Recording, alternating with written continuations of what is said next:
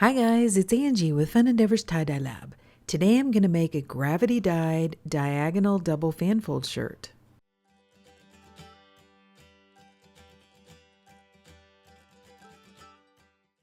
I'm going to start by folding one corner of the hem of the shirt up to the opposite shoulder of the shirt, basically forming or making a diagonal fold on the shirt.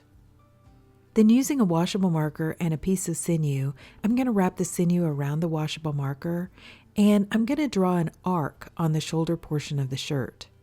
So to do that, I'm going to make a mark where I'd like for the center of that arc to be, place the sinew in that area, and then use the washable marker to draw that arc on the shirt.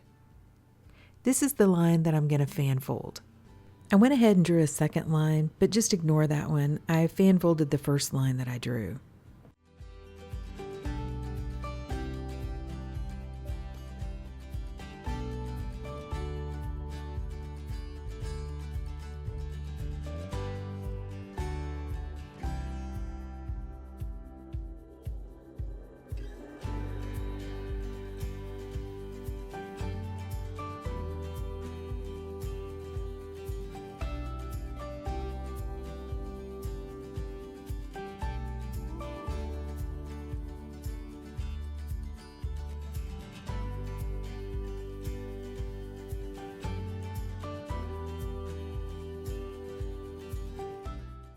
Once I have this line fan folded, I'm going to hold the folds in place with some kite string.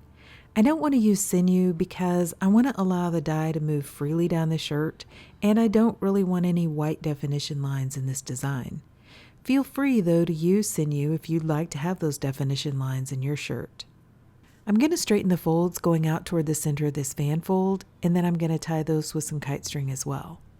I'm not going to tie the shirt beyond that initial line though, because I want to allow that part of the shirt to be gravity dyed.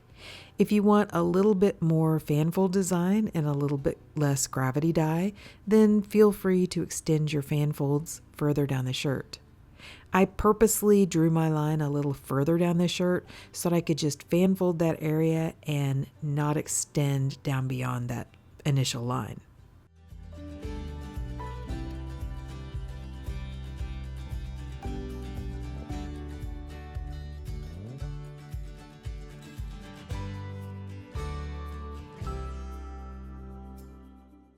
So for this shirt, I'm going to use some darker red and gray shades.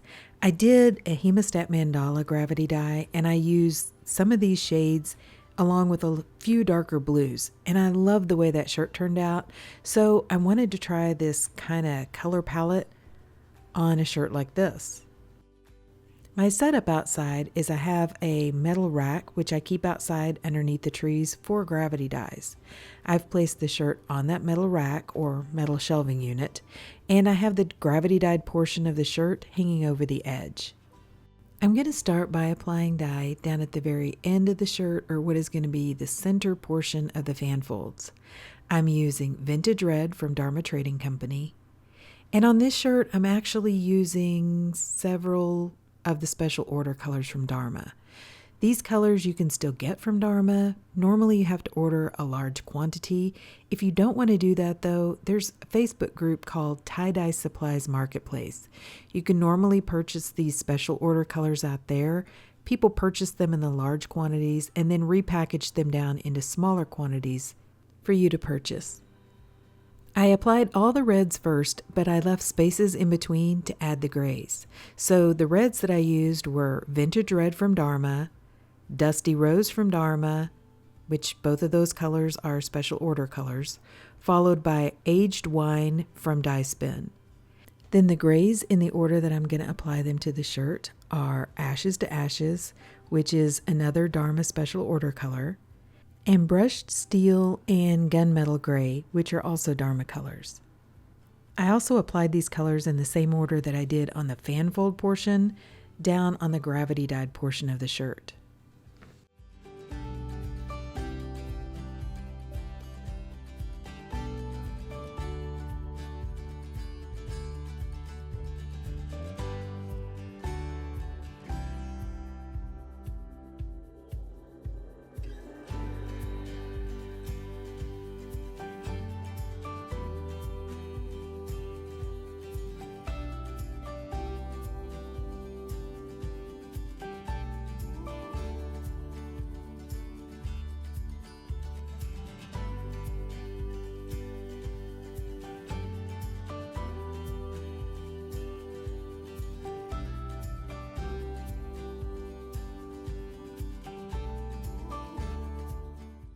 Now I'm going to add an additional sprinkle of dry soda ash over the top of the dye and add on some larger chunks of ice.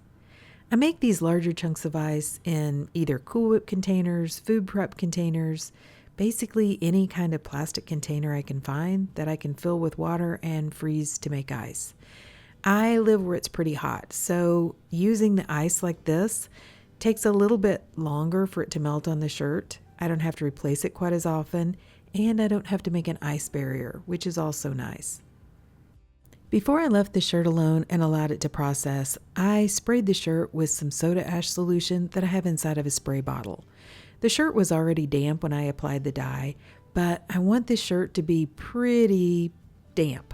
I want it to have quite a bit of soda ash solution in it to help the dye flow down the shirt better. So I liberally sprayed the shirt with this soda ash solution. By the way, if you're doing these gravity dyes outside, you don't want to let your shirt totally dry out once it has dye in the shirt. So using some of this soda ash solution to spray on your shirt is a great way to keep the dye moving down the shirt and to help keep the shirt from drying out. I've included some process photos so you can see how the ice melted and the dye flowed down the shirt. After this first layer of ice melted, I went ahead and added a second layer of ice to the shirt and allowed it to melt as well. By the time the second layer of ice melted, the dye had gone all the way down to the edge of the shirt and it was looking really nice. So I went ahead and took the shirt, placed it on a rack down inside of a plastic tub or tote, put the lid on the tote, and left the shirt outside to process. Placing the shirt inside of the tote is going to keep the shirt from drying out, and leaving the shirt outside in the heat is going to allow it to process at a higher temperature and have nice, vibrant colors. After about 24 hours of processing in the tote, I took my shirt to my utility sink and I began rinsing it in cold water to rinse out the soda ash. I untied the shirt and I warmed the water up to hot and continued rinsing in hot water to try to rinse out the excess dye that didn't bond with the fabric. I don't like to rinse for a long time. Instead, I prefer to soak my shirts, and I think that does a great job at getting out the excess dye. So to do that, I ran some really hot water in my utility sink, added a little bit of Blue Dawn dish soap to the water, placed the shirt inside, and allowed it to soak. When the water cooled off, I changed it out, and I continued that process until my water was remaining almost clear. Then I put the shirt along with some Dharma's professional textile detergent into my washing machine, and I washed it using a hot water cycle. Okay, so the shirt has been washed, dried, and ironed, and let's see what it looks like. Okay, so what do you guys think? I think this one is gorgeous. I love these colors. You know, I've said before, red's my favorite color, so I love these shirts that have red on them, and I think pairing the reds, especially these darker reds, with the grays, I just think they're gorgeous.